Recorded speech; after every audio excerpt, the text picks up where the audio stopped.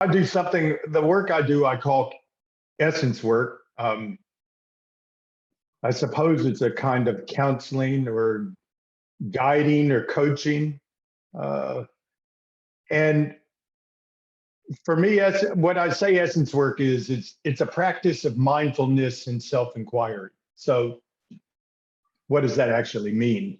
We've all heard that mindfulness is one of those terms that's out there. Lots of people are talking about mindfulness these days and the importance of mindfulness. To me, mindfulness is very simply noticing our experience. It's bringing a quality of noticing what we're experiencing to our lives, to ourselves. And when I say noticing our experience, what I'm talking about is noticing, most human beings spend a lot of time in their heads. We're mostly in our heads, in our thoughts, following our thought processes, thinking about the future, thinking about what happened in the past, getting into thought loops. So what's going on in our minds is one part of our experience, but it's only part of our experience. There's also, in our minds, there's not only those thoughts and thought loops, there's the ideas that come with that, but there's also perception, there's memory, there's images that arise in our mind.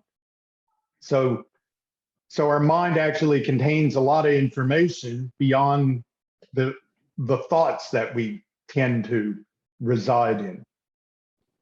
And then obviously there's feelings and emotions. And to begin to be mindful in the sense of beginning to notice what we're feeling in a given moment, what's here emotionally for us.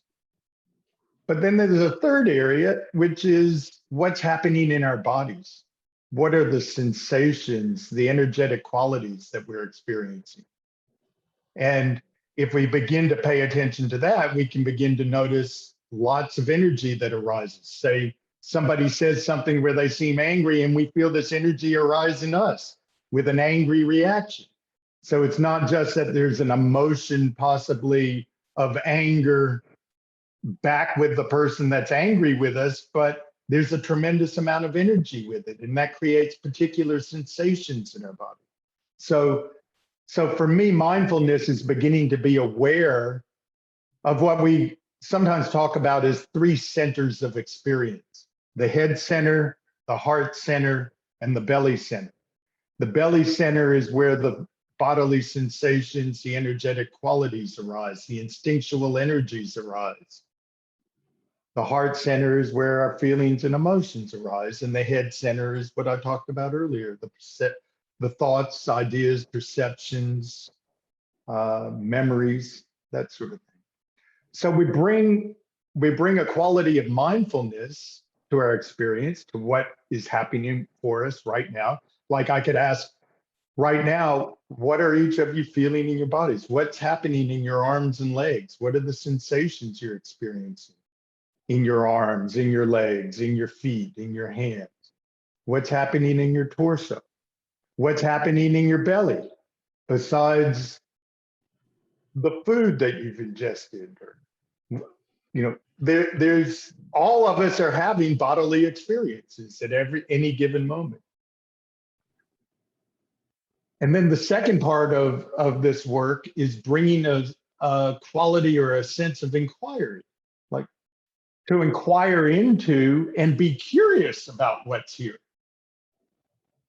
And that begins to open our experience up, and we begin, if we're curious, if we have that sense of inquiry and curiosity, what tends to happen is our experience begins to open. We begin to notice more subtle aspects of what's happening for us.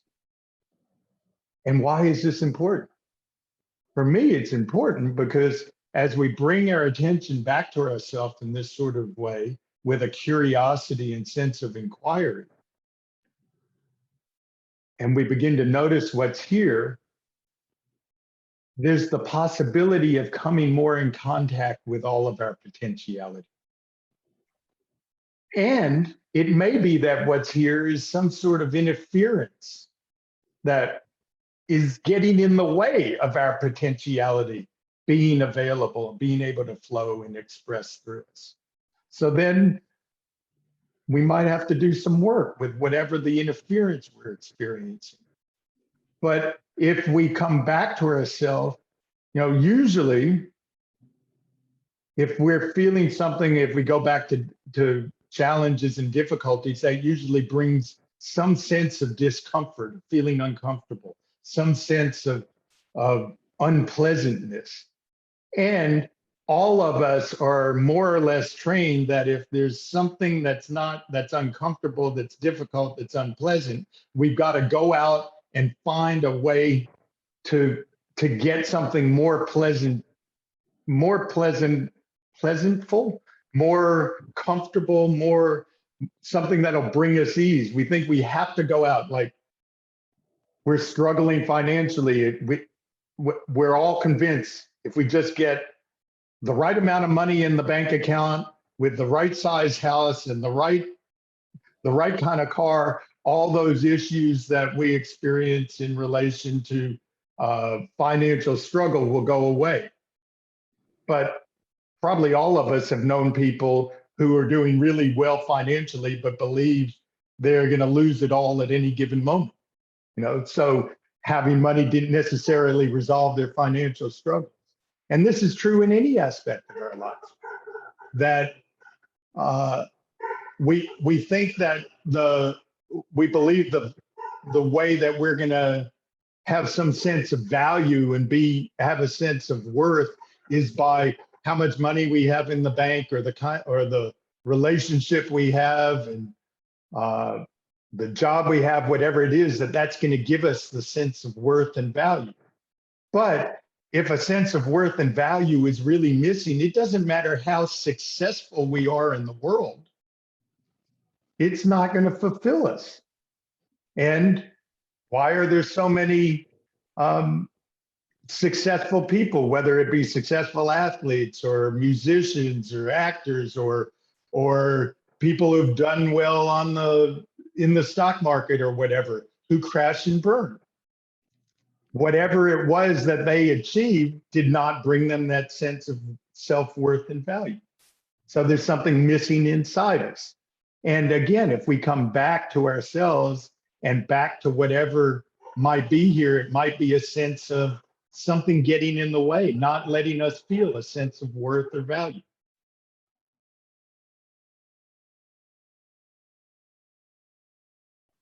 I think the first barrier is a belief that we've got to push through, that we've got to soldier on.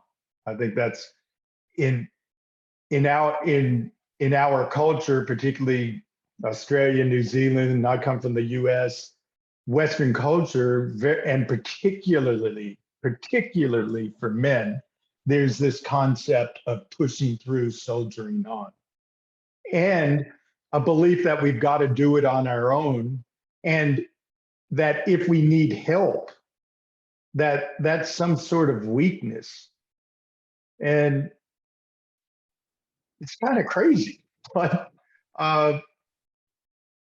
we're human beings. We do need help. Like, to learn anything, we all need teachers to learn anything.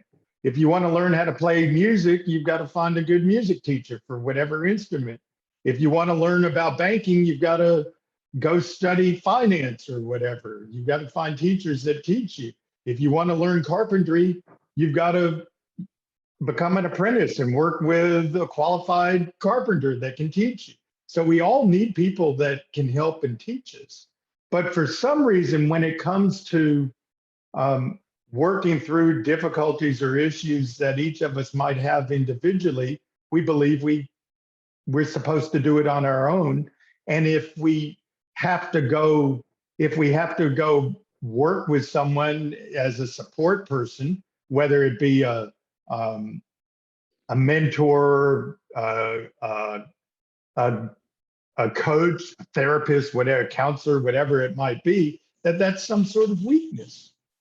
And it's a bit insane. If I want to be a great basketball player, I've got to go find the best coach that I can find that's going to help me develop my basketball skills.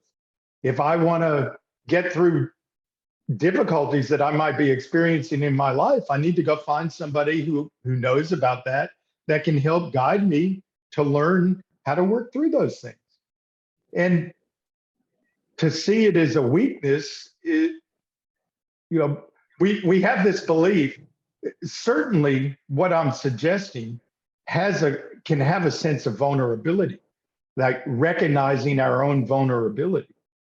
And again, in this culture, this Western culture that we live in, there's a belief that vulnerability is weakness.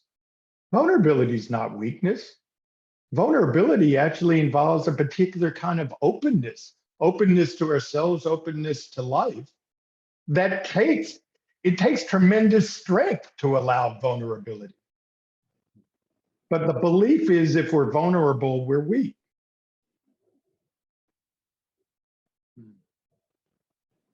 And vulnerability is really inherent in our makeup. Like most of us have had experiences of being in love. Well, when that's happening, isn't your heart open? And isn't there a sense of vulnerability? It may not be something you allow, and it probably means the relationship is lacking something. And you probably have a partner who's going, why can't you be more open? You know?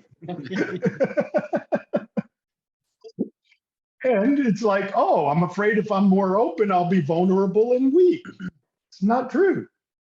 You're vulnerable, you'll be more open, but it takes strength to be able to be more open, not weakness. It takes strength to allow it, to allow ourselves that. And even to allow ourselves the admission that we're feeling weak. Like that's a real no-no for so many people. To even consider the possibility that I'm actually feeling weak. I'm actually feeling a sense of lacking capacity. Well, if that's happening, and all of us experience it at some time, at some point, but it means that something is interfering with us being in contact with our essential strength, because strength is an essential aspect of being human, of being a person. Strength is something that's inherent in every human being, but it gets interfered with. Just like love is an essential quality in every human being, but it gets interfered with.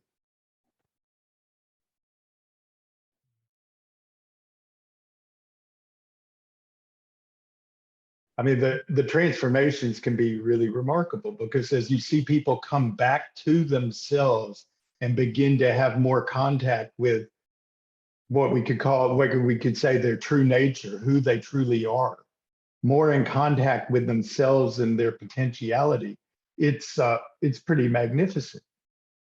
So if we've always experienced ourselves as somebody weak and lacking capacity, and we could begin to be in contact with the strength and the sense of capacity that brings, the confidence that brings, the sense that I can, that can bring, that's a pretty magnificent shift in terms of how a person is experiencing themselves in their life, how they might be experiencing themselves in their work or within the context of their family or their relationships.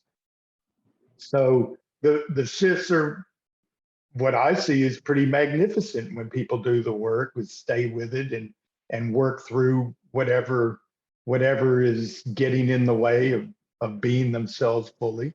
And the discovery of aspects of ourselves that we didn't even know were possible. So I come from a background, actually a very abusive early environment, family background that had a lot of physical and emotional abuse. And that left me basically scared and feeling incapacitated and lacking any real sense of myself and any real sense of capacity and being able to do anything, and always having it interfere with anything. I would have something that's going well in my life, but it would get destroyed in some way. Usually what would happen is I would just give up. And so for myself, there was a lot of work working through the trauma of early abuse and having to face it and recognize it and feel the pain of it, but also discover the inherent qualities that of survival qualities that existed in myself that have become more available, that have me living a life that's me being more myself. And now it's not that I don't, in my life, I don't face difficulty. It's not that sometimes I've been married 30 plus years, whatever 1987 to now is. So it's quite a while. And believe me, there's times I experience difficulty in that relationship. And there's times I want to trade her in. I want to take her to the used wife lot and get a new one, because that's what happens in life. But for myself, in terms of a transformation, I've gotten to a point where when I'm experiencing something like that, some difficulty in my relationship or some other aspect of my life, I'm more interested in wanting to know more about it. Because for me, it's like, oh, there's something here that I need to learn. There's something I haven't learned yet that I need to learn. And if I bring that perspective to it, it opens up so that I do end up learning something and connecting to some aspect of my inner self, my inner potentiality that wasn't available before. And so I see those difficulties as gifts, not as things to be avoided. So again, I hope that connects to the question. And to say something else about, you asked a question about people transforming, the transformations that people experience. And I think this is something that I think is really important in terms of understanding how real change happens in us. Because I don't know, some of you may be aware of things like weekend or week-long meditation retreats, or going and doing a Tom Robbins course for 10 days, or having a psychedelic trip. So if people that use psychedelics and all, and have these mind-altering experiences. And all of these experiences that I've just mentioned can be really, really valuable experiences that can have us transcending our everyday experience, our everyday life experience. But that's not transformation. So someone can go do a Tom Robbins 10-day course where they just they really connect with themselves and are so full of life and come back. Or they go and do the meditation retreat and they really connect with themselves at a deep level, and they come back, or the psychedelic trip, and they've seen and experienced some amazing experience, come back to your everyday life, and within a few days, you're kind of back in that same everyday rut that you might have been experiencing. And the real work of transformation is how we take something like that transcendent experience and integrate it. It has to be worked with and integrated in a way that we really transform from it. And this is something that's actually being discovered. There's a lot of research now being done with things like MDA-assisted therapy and psilocybin-assisted therapy, particularly in areas of trauma and PTSD and those areas. There's a lot of research that's been done. And it's not the actual experience on the MDMA or psilocybin or whatever it might be that creates the transformation. It's the work that's done after that, integrating the experience, that creates the transformation. And that's an ongoing bit of work and an ongoing process.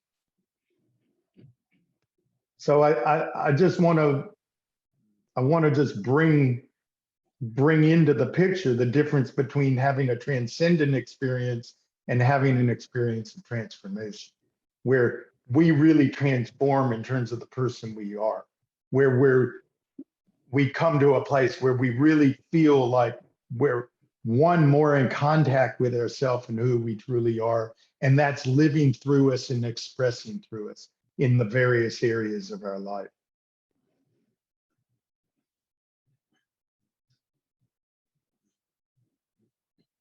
And,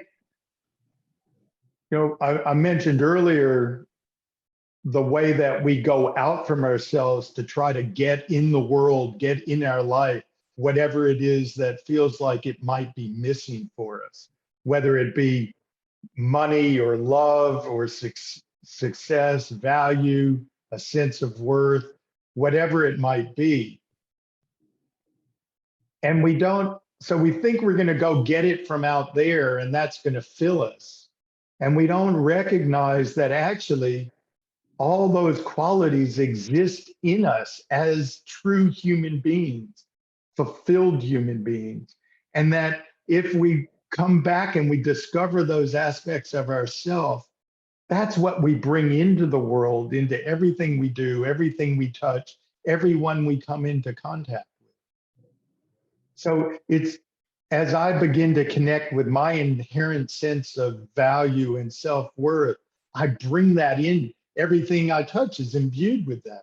Everybody I'm in contact with, that it touches that. And the same with any aspect of myself. If feels like love is missing, if I can discover, it's not about learning to love myself, but just discovering that actually I have a heart that's so full of love and love just flows from it. And as I'm more in contact with that, that's what I bring into the world. That's what I bring to my work every day. That's what I bring to my relationships, to my family, to my partner. It's not that I get it from those places. And that's a transformation from where most of us live, most of us have learned to live.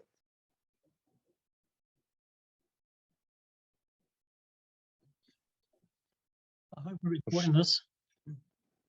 Is it working? What's that? Yeah, I hope we're recording this. Is it working? Yes, it is recording. Good. The next step will be figuring out how to get it out of my laptop into you. Yeah, we'll make it work. Well, the last question I've got is how can you live your best life? How can you live your best life? Yeah. That's a question for the ages. I think it's been a question for a millennium now. For me, I can only answer that for myself in terms of what I've come to understand and experience, is that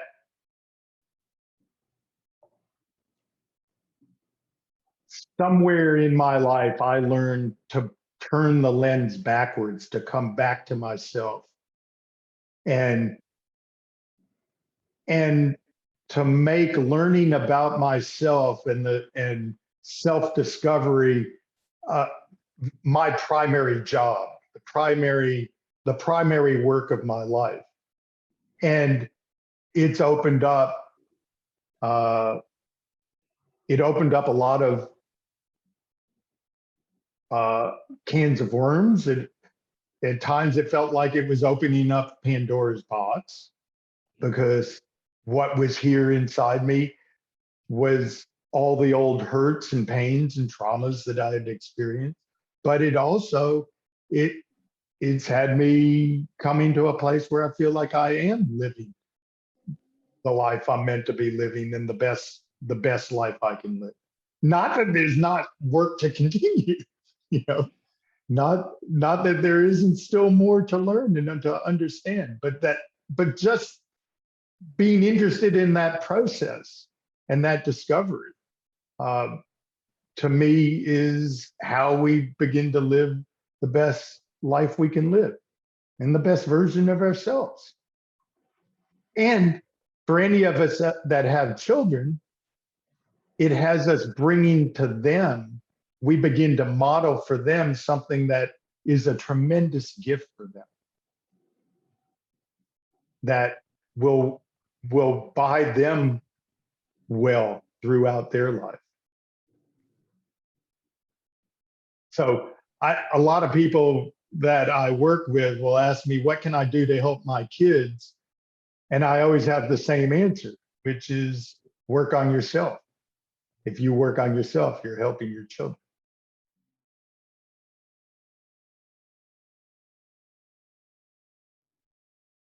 I think beginning to pay attention to the narrative is useful.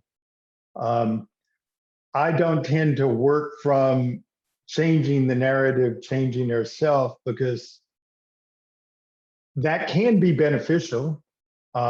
It's a cognitive training like that. It's basically working with our thought processes. But for me, what I've discovered and what I've experienced is that change has to happen actually more in a bodily way. That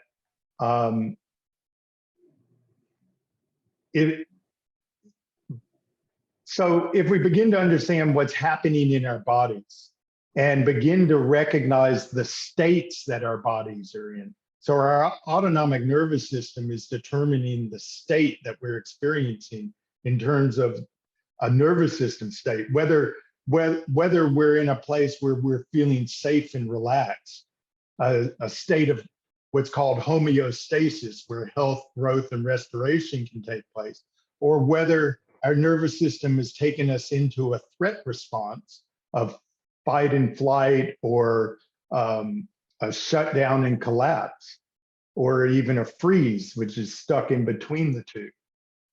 And what we've come to understand, what's come to be understood about these various states that we experience, that our nervous system triggers our biology into.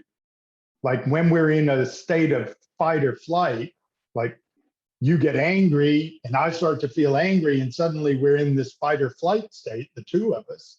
Well, my fight or flight state is here. And what's come to be understood about this is that our state precedes our narrative. The story we tell ourselves about what we're experiencing is coming out of the state that's underlying that narrative. So state precedes narrative.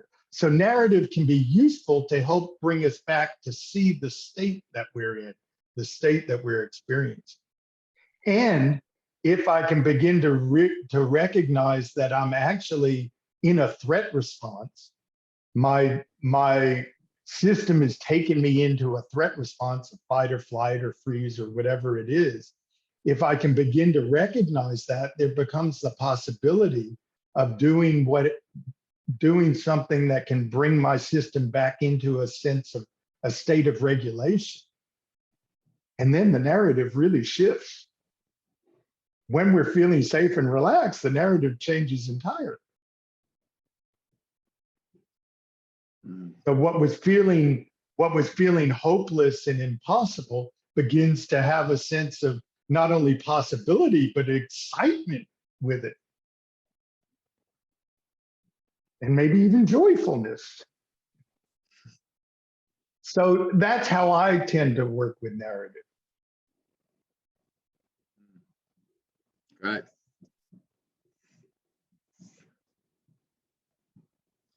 And I've gotten into an area of the autonomic nervous system, and this is something I've become interested in the last few years, a particular area of work known as the polyvagal theory that deals with the autonomic nervous system and what's been learned and understood about that. And I've found it's invaluable in terms of this work of mindfulness and self-inquiry, coming back to ourselves and what we're experiencing in all these different, at all these three different centers, but we can begin to notice the sense state of threat we're in, for instance. And if we can notice it, then it becomes possible for that to start to shift.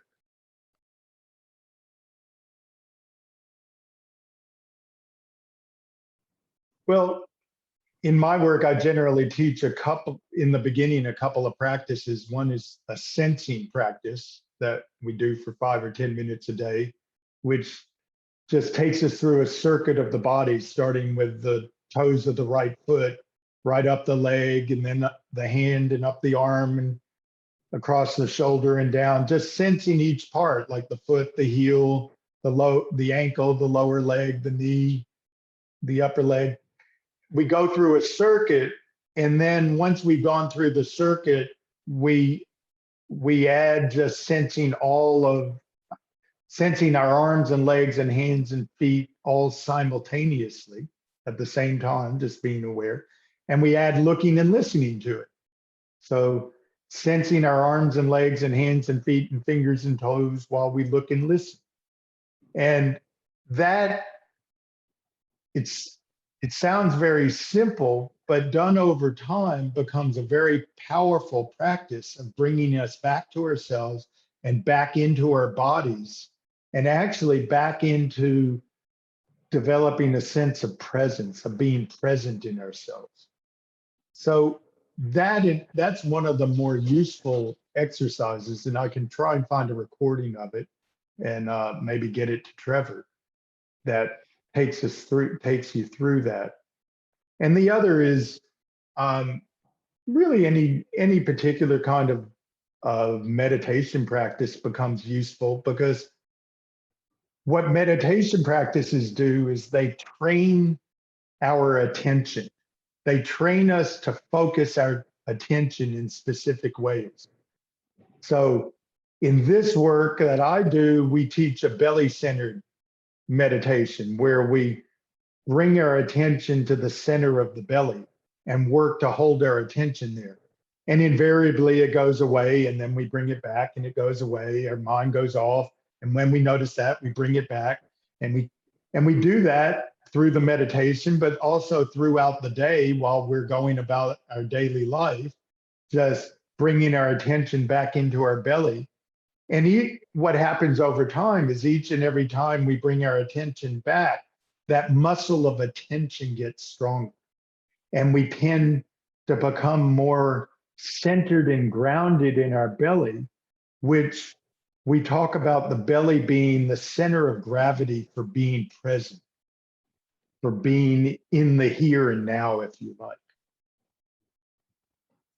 So, but any kind of meditation practice is useful, because different meditative practices, different meditations are having us focus our attention in different kind of ways. And anything that is training our attention, training the focus of attention, becomes useful in terms of beginning to bring a sense of mindfulness to ourselves and that sense of inquiry. We're able to hold attention with what we're feeling and experiencing.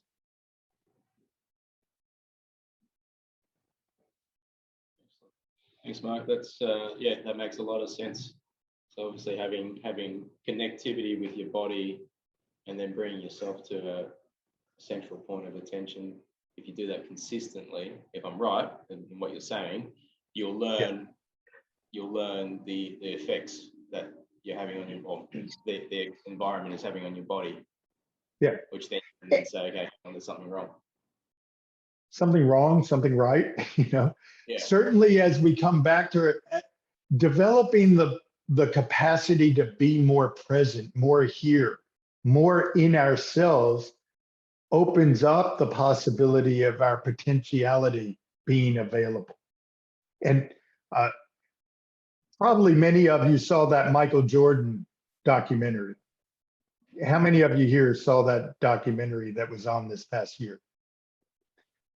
Fascinating documentary in a number of ways, but one of the fascinating things was Phil Jackson, who was the head coach of the Chicago Bulls when Michael Jordan, when he coached Michael Jordan in those teams to all those championships, he was into mindfulness and meditation and all of this.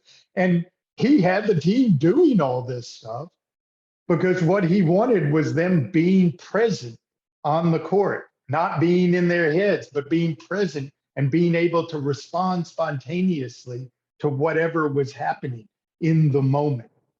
And that obviously worked really well. And quite a few of those players. And now this is something that's just, you talk to successful athletes, Olympic gold medalists in all different areas. So many athletes are now using these practices as a way of freeing their potential, letting the talent flow.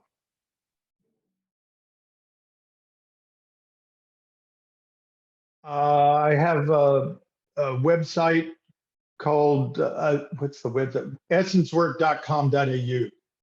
So you can get in touch with me through that. You can get in touch. Trevor's got my phone number and email address. So you can drop me a message, text message or an email. Yeah, be more than happy to hear from anybody.